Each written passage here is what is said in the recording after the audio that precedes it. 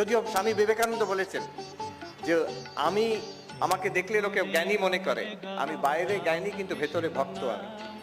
আর বলছেন ওই বুড়োটা মানে ঠাকুর, ও বাইরে ভক্তি ভেতরে টনটনে জ্ঞান, ওর ভেতরে জ্ঞানী। এবার দেখুন তার প্রমাণ এখানে। আমি প্রথম পয়েন্টটা পড়ে শোনাচ্ছি, পয়েন্ট ওয়াইজ, বইটা লেখা হয়েছে 1 2 3 4 করে। পয়েন্ট 1 কি চূড়ান্ত অদ্বৈতের কথা বলছেন। পয়েন্ট 1, মানুষ আপনাকে চিনতে পারলে ভগবানকে চিনতে পারে। কি আশ্চর্য কথা! সমগ্র বেদান্তের এক কথায় বলতে গেলে যে মহাবাক্য আছে, তত্ত্বমসি, তুমি সেই, অহম ব্রহ্মাস্মি, আমি ব্রহ্ম, প্রজ্ঞানম ব্রহ্ম, এই আমার মধ্যে যে চেতনাটা আছে এইটাই হচ্ছে দ্য আলটিমেট রিয়ালিটি, ব্রহ্মন।